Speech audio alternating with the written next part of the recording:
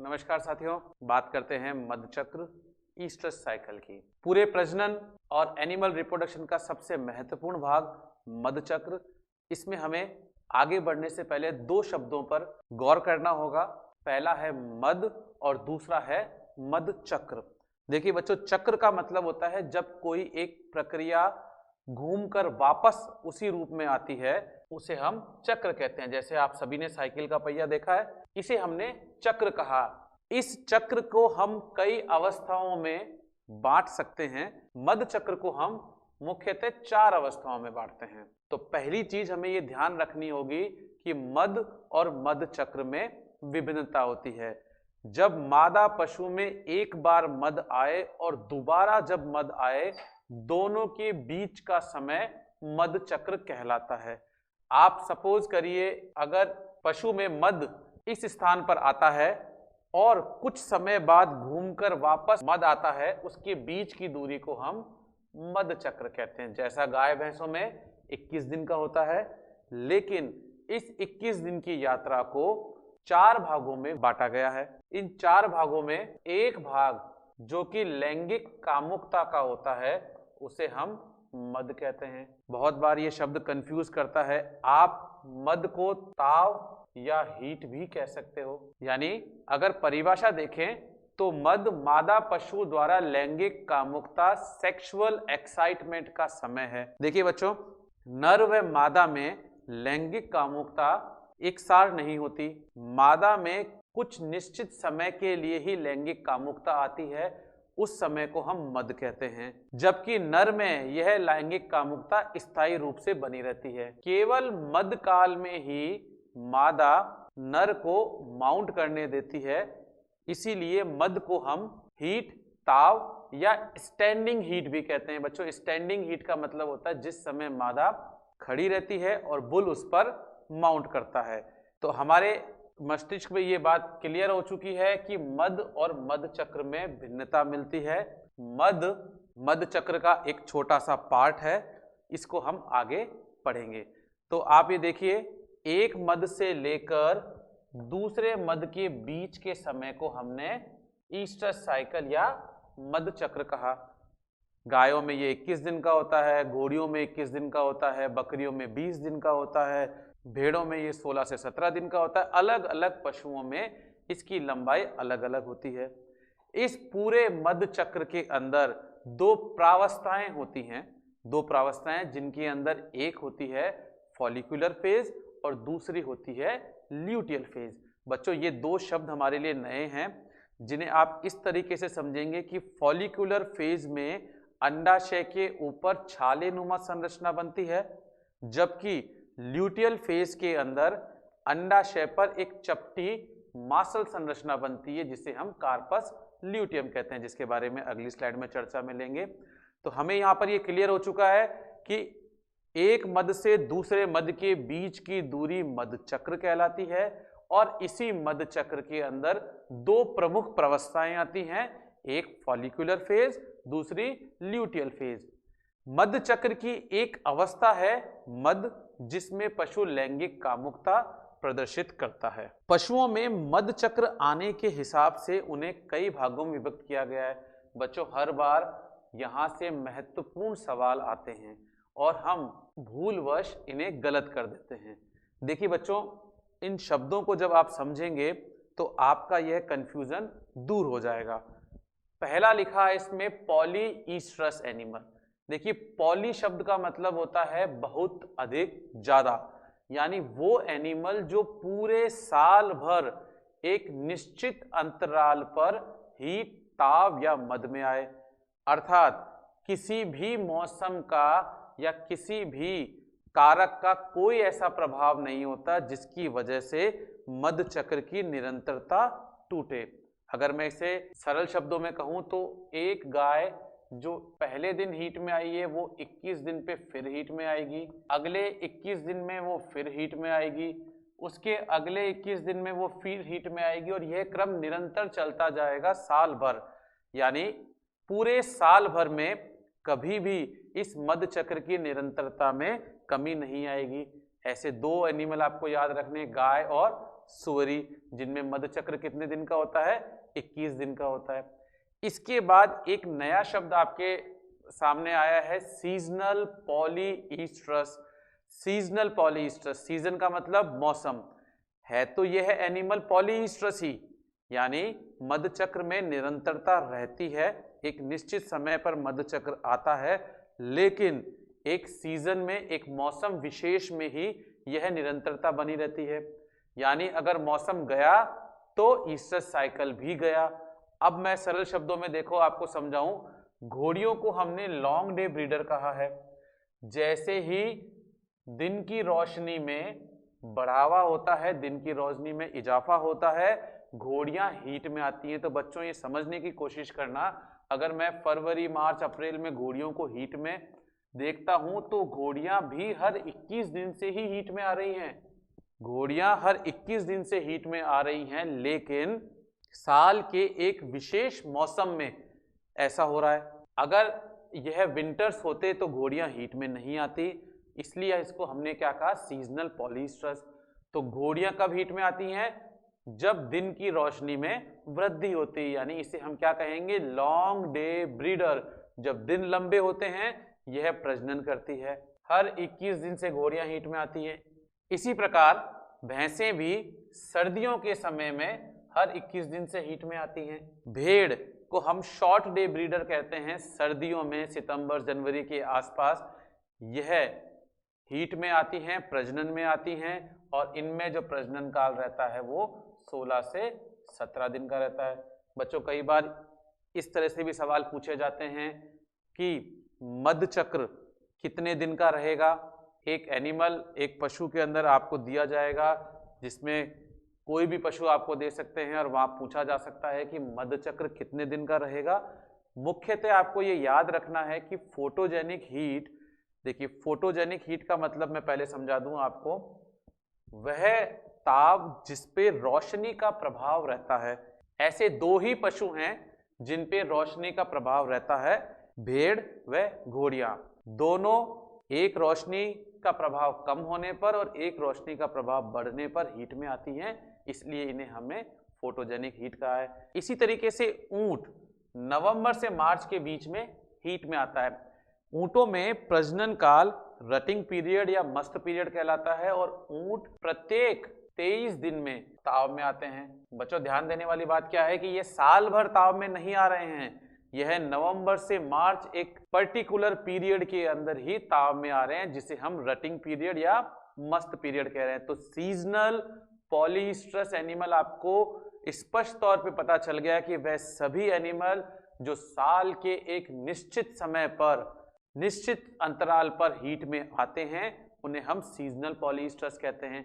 इनके विपरीत आते हैं मोनोईस्ट्रस एनिमल। मोनो का मतलब एक, यानी साल में एक ही बार हीट में आते हैं, एक ही बार प्रजनन काल में आते हैं, मध में आते हैं, जो कि जंगली पशु होते हैं, लोमड़ी, भालू, शेर, इनमें केवल एक बार साल में प्रजनन होता है।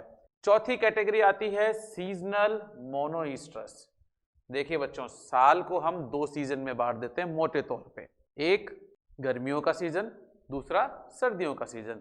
एकमात्र ऐसा एनिमल है जो एक सीजन में एक बार हीट में आ रहा हो। शब्दों को देखिएगा आप, सीजनल मोनोईस्ट्रस एक सीजन में एक बार हीट में आता है और पूरे साल भर में दो बार हीट में आता है, इसलिए इसको हमने डाईस्ट्रस प्राणी या सीजनल मोनोईस्ट्रस कहा।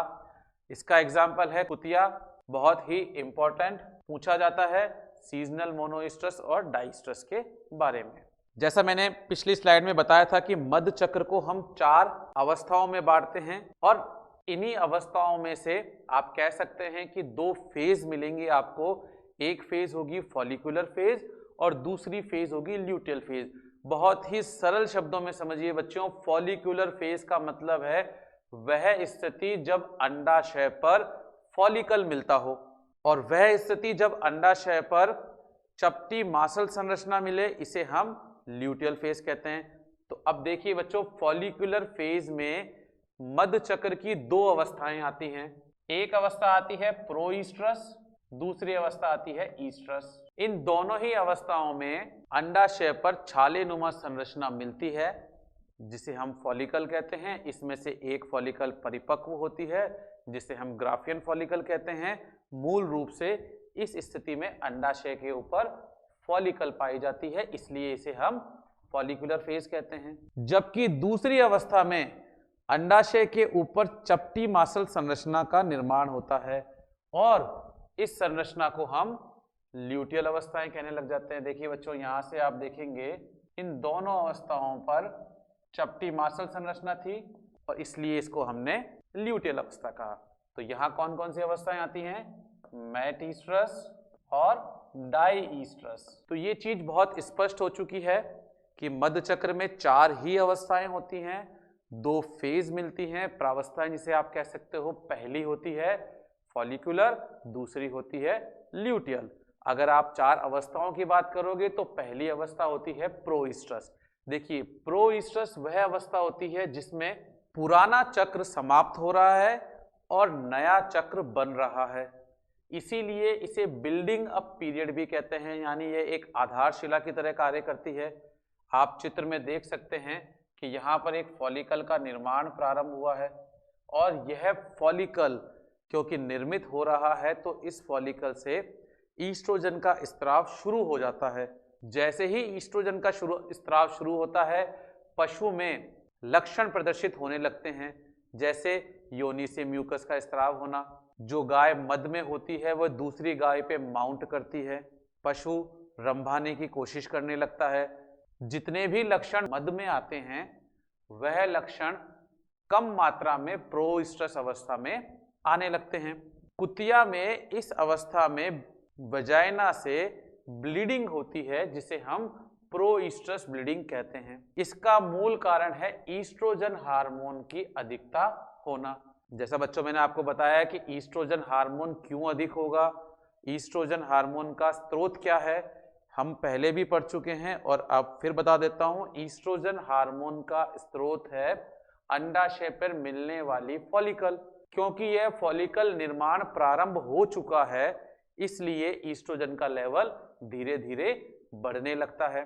इस अवस्था के अंदर ईस्ट्रोजन बढ़ना प्रारंभ होता है, सर्विक्स खुलना प्रारंभ हो जाती है और गायों में मद के लक्षण प्रदर्शित होने लगते हैं, जिसमें 2 से 3 दिन का समय लगता है।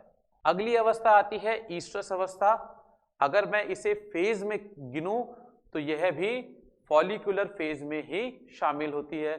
बच्चों, पूरे मध्य चक्र की सबसे महत्वपूर्ण अवस्था होती है ईस्ट्रस और इस ईस्ट्रस अवस्था को हम मद, ताव, हीट कुछ भी कह सकते हैं, जो आप सुविधाजनक तौर पे मानते हैं उसे कहिए।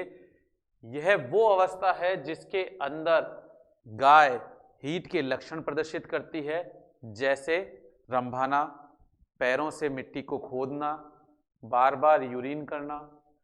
इस लक्षणों का मूल कारण है अंडाशय पर मिलने वाली परिपक्व पुट्टिका जिसे हम ग्राफियन फॉलिकल कहते हैं, उससे निकलने वाला लैंगिक हार्मोन ईस्ट्रोजन। यही ईस्ट्रोजन गायों में ताव के लक्षण को प्रदर्शित करता है। इस अवस्था में गायों से वजाइना से रंगहीन कांच के समान श्लेष्मा स्रावित होने लगता है।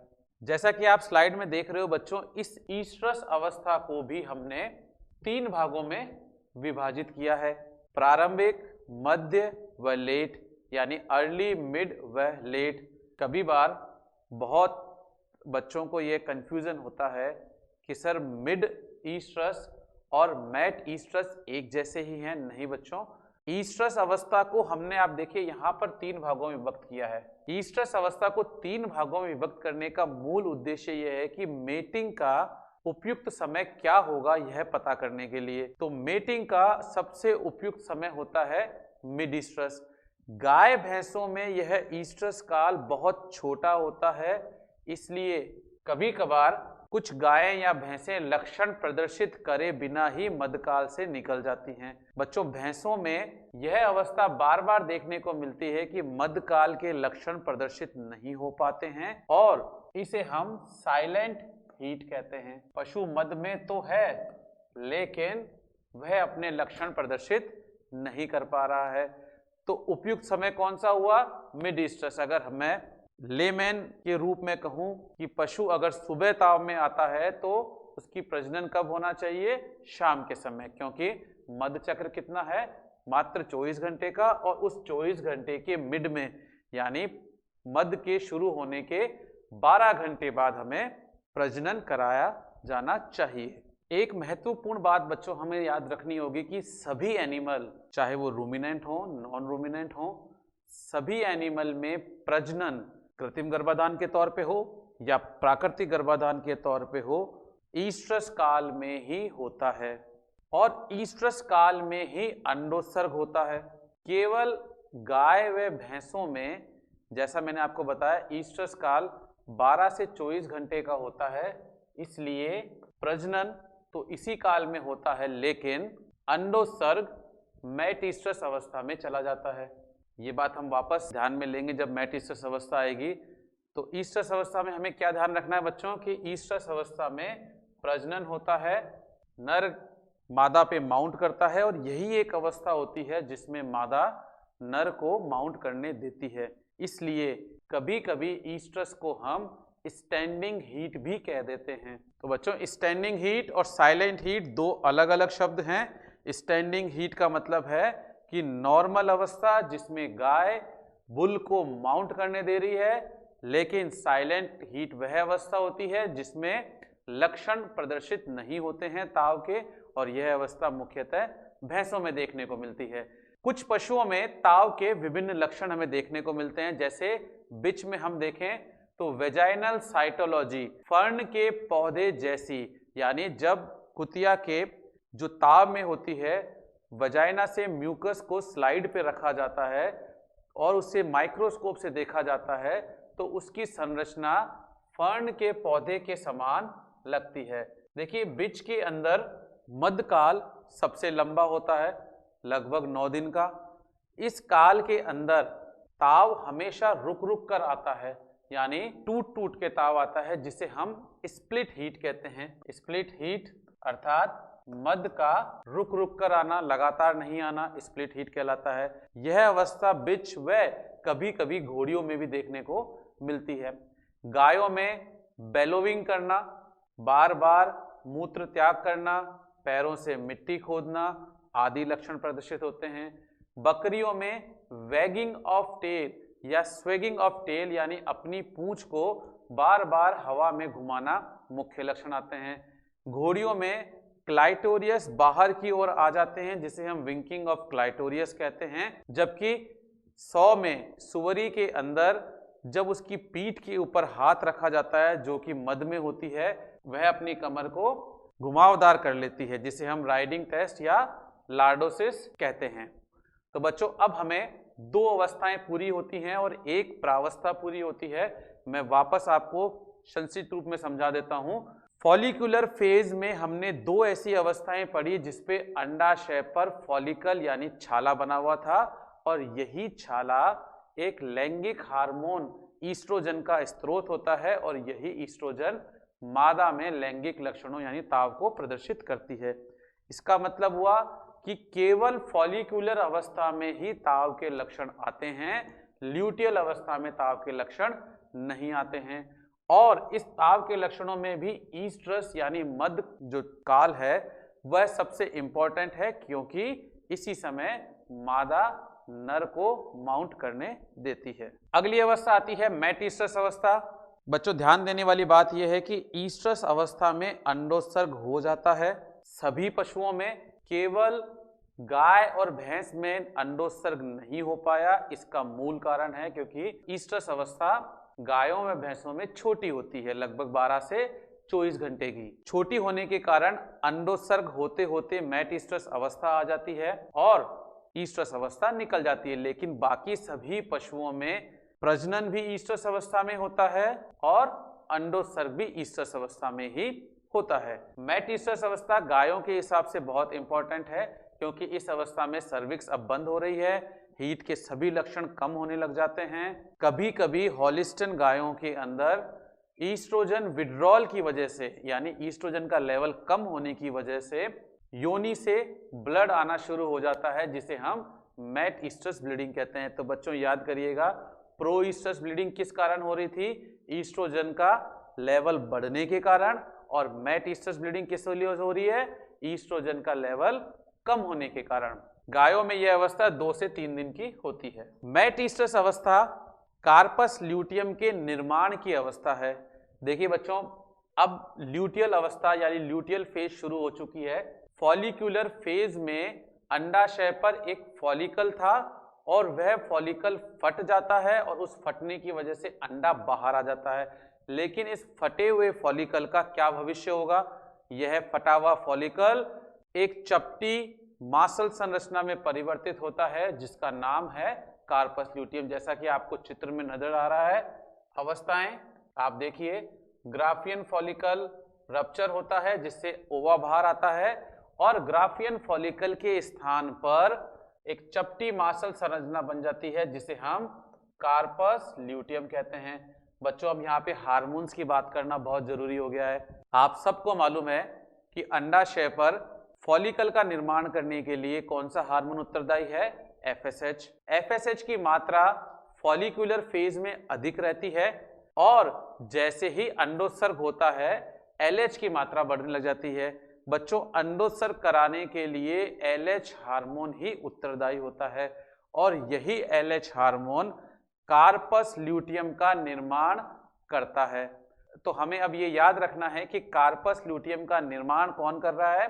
LH हार्मोन कर रहा है। जैसे ही कार्पस ल्यूटियम निर्मित होता है, यह कार्पस ल्यूटियम प्रोजेस्टेरोन हार्मोन का स्राव करता है और यह प्रोजेस्टेरोन हार्मोन गर्भधारण को बनाए रखता है। तो बच्चों, कार्पस ल्यूटियम का निर्माण एक चरणबद्ध तरीका में होता है। आप चित्र में देख रहे होंगे, एक चरणबद्ध तरीके में होता है। आप देख रहे हैं, सबसे पहले कार्पस ल्यूटियम हेमोरेजिकम बनता है। देखिए बच्चों, ये हेमोरेजिकम वही थैली है जहां से ग्राफियन फॉलिकल ब्रस्ट हुई थी, फूटी थी और उस ग्राफियन फॉलिकल में रक्त इकट्ठा होता है, जिसे हम कार्पस ल्यूटियम हेमोरेजिकम कहते हैं। यह अपने चरण में जाती है। अगर प्रेगनेंसी हो जाती है, गर्भधारण बन जाता है, तो कार्पस ल्यूटियम विरम का निर्माण होता है। स्पूरियम जो मध्य चक्र में मिलती है, आगे जाके ये कार्पस विरम में बदलती है। गर्भधारण होगा तो अगर कार्पस विरम नहीं बनता है यानी गर्भधारण नहीं होता है, तो आप देख रहे हैं अंडाशय पर एक सफेद खत्म होती हुई संरचना निर्मित होती है, जिसे हम कार्पस ल्यूटियम एल्बिकेंस कहते हैं। यानी जब कार्पस ल्यूटियम रिग्रेस हो रहा है, कार्पस ल्यूटियम खत्म हो रहा है, तो वह सफेद रंग का हो जाता है। जबकि जो प्रेगनेंसी में होता है, जिसे हम पीतकाय बॉडी कहते हैं, पीला लालपन लिए हुए मासल संरचना होती है, जो कि पूरे गर्भधारण काल तक प्रोजेस्टेरोन हार्मोन का स्राव करती रहती है। देखिए बच्चों, केवल कैटल बफेलो में इस अवस्था में अंडोत्सर्ग होता है, बाकी सभी पशुओं में अंडोत्सर्ग ईस्ट्रस काल में ही होता है, मैं बता चुका हूं। और आपको यहाँ पे कार्पस ल्यूटियम के निर्माण की अवस्थाएं भी मैंने बता दी हैं। इन कार्पस ल्यूटियम के निर्माण में आपको ये इंपॉर्टेंट और मुख्य तौर पे याद रखना पड़ेगा, हार्मोन कौन सा उत्तरदायी है? LH हार्मोन उत्तरदायी है। अंतिम अवस्था आती है डाइस्ट्रस अवस्था, ल्यूटियल फेज की सबसे बड़ी अवस्था या मध्य चक्र की सबसे बड़ी अवस्था डाइस्ट्रस अवस्था कहलाती है, जो कि गायों में 13 से 14 दिन की होती है। देखिए बच्चों, इस समय कार्पस ल्यूटियम अपने पूरे निर्माण की अवस्था में होता है, यानी कार्पस ल्यूटियम पूरी तरीके से विकसित हो चुका होता है और यह कार्पस ल्यूटियम प्रोजेस्टेरोन हार्मोन का स्राव करा रहा है। जैसा मैंने आपको पहले भी बताया था कि यही प्रोजेस्टेरोन हार्मोन मध्य चक्र को नियंत्रित भी कर रहा है, क्योंकि यह प्रोजेस्टेरोन हार्मोन नेगेटिव फीडबैक भेजता है FSH के लिए और FSH इस अवस्था में नहीं आ पाता, यानी पूरे गर्भधारण काल तक अब यह प्रोजेस्टेरोन स्रावित होता रहेगा और कार्पस ल्यूटियम बना रहेगा। इस समय सर्विक्स पूर्ण रूप से बंद हो जाती है, मध्य के सभी लक्षण खत्म हो जाते हैं। अगर पशु में मध्य चक्र दोबारा शुरू होना है तो ओवेरियन ऑक्सीटोसिन के द्वारा, यानी आप समझिए कि ऑक्सीटोसिन हार्मोन स्रावित होता है, वह हार्मोन गर्भाशय की एंडोमेट्रियम को स्टिमुलेट करता है और गर्भाशय की एंडोमेट्रियम से एक हार्मोन स्रावित होता है जिसका नाम है PGF2 अल्फा, प्रोस्टाग्लैंडिन। यही प्रोस्टाग्लैंडिन इस कार्पस लूटियम को हटाता है यानी रिग्रेस करता है और दोबारा नया चक्र शुरू होता है। देखिए बच्चों, दो हमने यहाँ परिभाषाएं लिखी हैं, एक स्पॉन्टेनियस ओव्यूलेटर और दूसरा लिखा है हमने इंड्यूस ओव्यूलेटर। स्पॉन्टेनियस ओव्यूलेटर वो सभी प्राणी होते हैं जिसमें मध्य चक्र के दौरान अंडोत्सर्ग होना एक स्वतः क्रिया है, अंडोत्सर्ग होना निश्चित है, लेकिन वो सभी प्राणी जिसमें अंडोत्सर्ग एक प्रेरणा के द्वारा उत्सर्जित होते हैं, यानी अंडोत्सर्ग तभी होगा जब मेटिंग होगी, ऐसे पशुओं को हम इंड्यूस ओव्यूलेटर कहते हैं। तो इंड्यूस ओव्यूलेटर की श्रेणी में आते हैं बिल्ली, खरगोश और ऊंट। तो बच्चों अब हम समझते हैं फ्लो चार्ट के माध्यम से मध्य चक्र को बहुत ही आसान शब्दों में। देखिए बच्चों, मध्य चक्र को इसलिए समझना जरूरी है कि परीक्षाओं में, प्रतियोगिता परीक्षाओं में हमेशा मध्य चक्र को प्राथमिकता दी गई है। देखिए मध्य चक्र की जब हार्मोन्स की बात करेंगे तो शुरुआत हुई थी सबसे पहले हाइपोथैलेमस से। आपको याद होगा कि मैंने हाइपोथैलेमस को प्रमुख ग्रंथि कहा था जो कि शरीर के सभी अंगों को नियंत्रित करती है। इस ग्रंथि से एक हार्मोन स्रावित होता है जिसका नाम है GnRH। तो पहली बात आपको ये क्लियर करनी है कि हाइपोथैलेमस से गोनेडोट्रोपिन रिलीज नहीं होते हैं बच्चों। हाइपोथैलेमस से एक हार्मोन स्रावित होता है जो कि गोनेडोट्रोपिन को रिलीज कराता है जिसका नाम है गोनेडोट्रोपिन रिलीजिंग हार्मोन। यह गोनेडोट्रोपिन हार्मोन, जो गोनेडोट्रोपिन रिलीजिंग हार्मोन है, इसमें एक बहुत जबरदस्त पावर होती है कि पीयूष ग्रंथि में बंद गोनेडोट्रोपिन्स को रिलीज करा सके। पीयूष ग्रंथि हाइपोथैलेमस से जुड़ी रहती है। ये ग्रंथि है हाइपोथैलेमस और इसे हम कहते हैं पिट्यूटरी या पीयूष ग्रंथि। देखिए बच्चों, पिट्यूटरी ग्रंथि के दो भाग होते हैं, एक होता है अग्रभाग और एक होता है पश्चभाग। अग्रभाग से दो गोनेडोट्रोपिन स्रावित होते हैं जिनका नाम है FSH व LH। तो पहला हमारी शंका ये दूर होती है कि गोनेडोट्रोपिन्स कौन से हुए, FSH और LH, जबकि इनको बाहर निकालने वाला हार्मोन कौन सा हुआ, GnRH। GnRH कहां से स्रावित होता है, हाइपोथैलेमस से, जबकि गोनेडोट्रोपिन्स कहां से स्रावित होते हैं, अग्रपीयूष ग्रंथि से। अब ये गोनेडोट्रोपिन्स गोनेड्स पे कार्य करेंगे, यानी यह अंडाशय पर कार्य करेंगे। जैसा कि मैं आपको बता चुका हूं कि मादा अंडाशय में जन्म से पूर्व ही प्राथमिक अंड कोशिका यानी प्राइमरी oocyte का निर्माण हो चुका होता है। इसी के साथ प्राइमरी फॉलिकल भी निर्मित रहती है। अब यह फॉलिकल स्टिमुलेटिंग हार्मोन, जैसा कि नाम से प्रदर्शित हो रहा है, अंडाशय पर कार्य करता है और फॉलिकल के निर्माण को बढ़ाता है।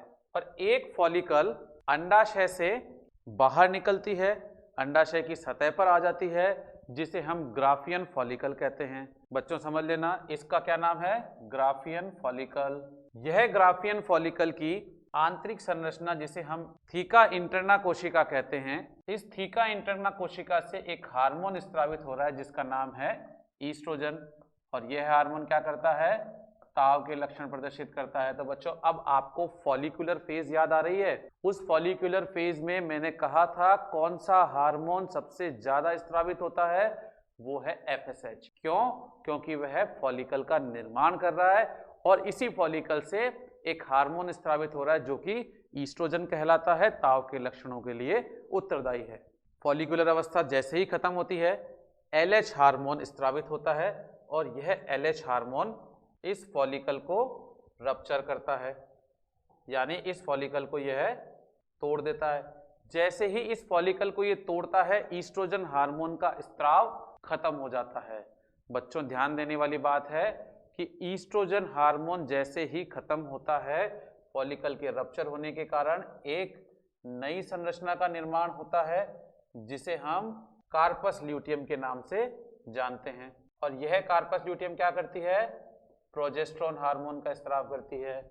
और यह प्रोजेस्टेरोन हार्मोन क्या करता है, ताव के लक्षणों को कम करता है, गर्भधारण को बनाए रखता है। तो वापस आप देखिए, हाइपोथैलेमस से GnRH स्रावित हुआ, यह GnRH अग्र पीयूष ग्रंथि पर FSH व LH को स्रावित कराता है। पहले FSH आता है और FSH अंडाशय पर एक फॉलिकल का निर्माण करता है, जिसमें से एक बड़ी फॉलिकल बनती है जिसे हम ग्राफियन फॉलिकल कहते हैं। यही ग्राफियन फॉलिकल की थीका इंटरना कोशिका से ईस्ट्रोजन हार्मोन स्रावित हो रहा है, जो कि ताव के लक्षण प्रदर्शित कर रहा है। साथ ही में LH हार्मोन इस ग्राफियन फॉलिकल को रप्चर करता है, तोड़ता है, अंडोत्सर्ग करवाता है और उस स्थान पर एक चपटी मांसल संरचना बनती है जिसे हम कार्पस ल्यूटियम के नाम से जानते हैं। और यही कार्पस ल्यूटियम एक हार्मोन स्रावित करता है जो कि है प्रोजेस्टेरोन। अब देखिए बच्चों, खेल यहाँ पे आपको थोड़ा सा समझना पड़ेगा कि ये सारे हार्मोन आपस में एक दूसरे से मिले हुए हैं। यही ईस्ट्रोजन हार्मोन जब स्रावित होता है तो यह पॉजिटिव सिग्नल भेजता है LH के लिए, क्योंकि जितना ईस्ट्रोजन हार्मोन स्रावित होगा उतनी ही जल्दी ग्राफियन फॉलिकल को रप्चर होना भी है।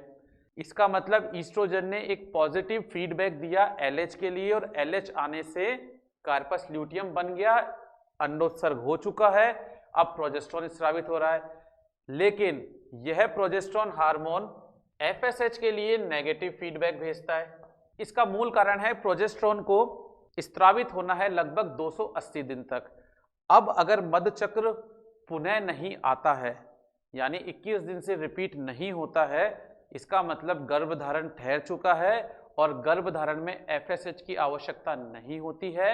या हम ये मान लें कि मधुचक्र के 16वें दिन तक भी FSH की आवश्यकता नहीं होती है, 17वें दिन तक भी नहीं होती है। उसके बाद जब कार्पस ल्यूटियम हटना प्रारंभ होता है तभी FSH की आवश्यकता होती है, इसलिए FSH को रोक के रखना जरूरी है। तो FSH को नेगेटिव फीडबैक दिया जाता है कि अभी FSH की आवश्यकता नहीं है। लेकिन केवल अकेले प्रोजेस्टेरोन के साथ ऐसा नहीं होता है। इस प्रोजेस्टेरोन की मदद करने के लिए अंडाशय से एक और हार्मोन स्रावित होता है, वह भी FSH को नेगेटिव फीडबैक देता है, जिसे हम कहते हैं इनहिबिन हार्मोन। इनहिबिन यानी रोकने वाला हार्मोन। रोकना किसको है?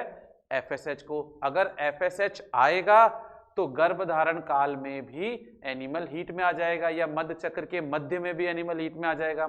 लेकिन अगर आगे जाके यह मध्य चक्र कंटिन्यू नहीं रहता है, यानी निषेचन नहीं होता है, तो गर्भाशय से निकलने वाले PGF2 अल्फा हार्मोन के कारण यह कार्पस ल्यूटियम रिग्रेस हो जाता है, नष्ट हो जाता है। और जैसे ही कार्पस ल्यूटियम रिग्रेस होता है, देखिए बच्चों, कौन सा हार्मोन कम होगा? प्रोजेस्टेरोन हार्मोन कम होगा। और प्रोजेस्टेरोन हार्मोन कम होगा तो FSH को लगा हुआ नेगेटिव फीडबैक बदल जाएगा और दोबारा से FSH स्रावित होने लग जाएगा। तो बच्चों, समझने वाली बात यह है कि ये सभी आपस में एक दूसरे से कनेक्टेड हैं। हाइपोथैलेमस से GnRH स्रावित होता है, अग्र पीयूष ग्रंथि से FSH व LH, और यही प्रक्रिया जब चलती है आगे जाके तो प्रोजेस्टेरोन हार्मोन इस FSH को कंट्रोल करता है। प्रोजेस्टेरोन हार्मोन निकलना बंद हुआ, FSH ने वापस एंट्री ली और यह प्रक्रिया दोबारा शुरू हुई। तो सरल शब्दों में ये समझिए कि हाइपोथैलेमस पूरी शरीर के जननांगों को या पूरे शरीर की ग्रंथियों को नियंत्रित करने की क्षमता रखता है और इसी से निकलने वाले हार्मोन आगे जाके गोनेड्स पर गोनेडोट्रोपिन्स के रूप में कार्य करते हैं। धन्यवाद।